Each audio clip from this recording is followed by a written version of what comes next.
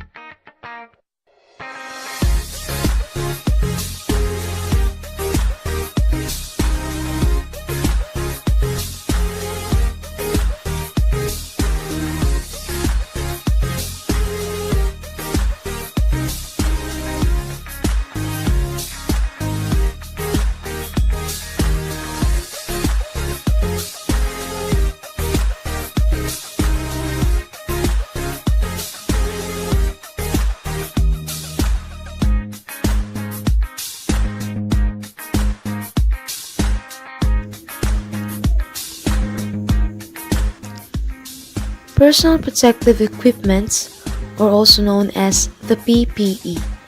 It refers to the protective clothing, helmets, goggles, or other garments or equipment designed to protect the wearer's body from injury or infection. The hazards addressed by protective equipment include physical, electrical, heat, chemicals, biohazards, and airborne particulate matter. Protective equipment may be worn for job-related occupational safety and health purposes, as well as for sports and other recreational activities. Protective clothing is applied to traditional categories of clothing, and protective gear applies to items such as pads, guards, shields, or masks, and others. All personal protective equipment should be safely designed and constructed and should be maintained in a clean and reliable fashion. It should fit comfortably, encouraging worker use. If the personal protective equipment does not fit properly, it can make the difference between being safely covered or dangerously exposed. When engineering, work practice, and administrative controls are not visible or do not provide sufficient protection, employers must provide personal protective equipment to their workers and ensure its proper use. Employers are also required to train each worker required to use personal protective equipment to know when it is necessary, what kind is necessary, how to properly put it on, adjust, wear, and take it off, the limitations of the equipment, proper care, maintenance, useful life, and disposal of the equipment. If PPE is to be used, a PPE program should be implemented. This program should address the hazards present, the selection, maintenance, and use of PPE, the training of employees, and monitoring of the program to ensure its ongoing effectiveness. Types of personal protective equipments. First is the head protection. These were the hard hats, helmets, bomb caps, guards, and accessories. Second, the hand protection. This includes the work gloves, chemical hazard, mechanical hazard, specialist hand protection, and thermal hazard. Third one is the eye and face protection.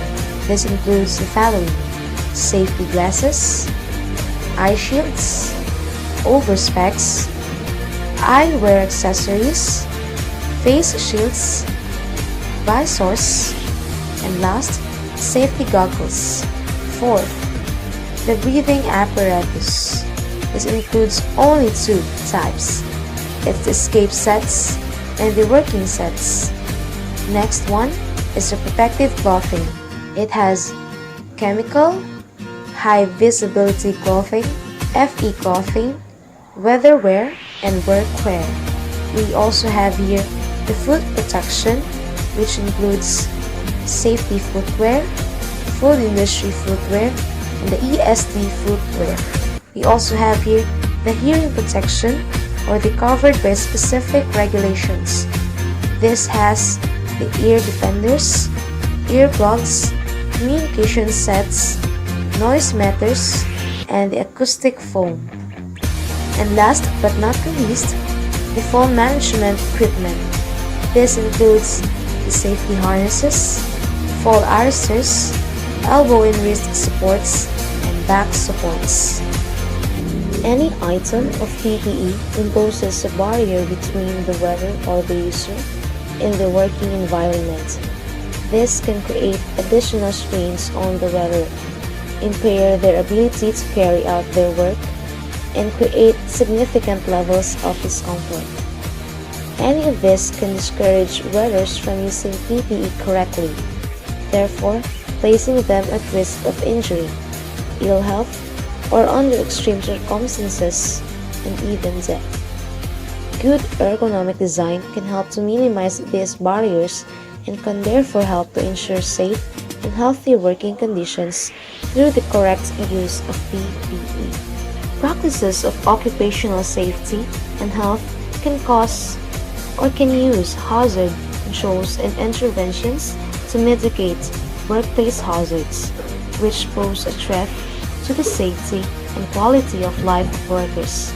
The hierarchy of hazard controls provides a policy framework which ranks the types of hazard controls in terms of absolute risk reduction. At the top of the hierarchy are elimination and substitution, which remove the hazard entirely or replace the hazard with a safer alternative. If elimination or substitution measures cannot apply, engineering controls and administrative controls, which seek to design safer mechanisms and coach safer human behavior, are implemented. Personal protective equipment ranks last on the hierarchy of controls, as the workers are regularly exposed to the hazard, with a barrier of protection. The hierarchy of controls is important in acknowledging that, while personal protective equipment has tremendous utility, it is not a desired mechanism of control in terms of worker safety.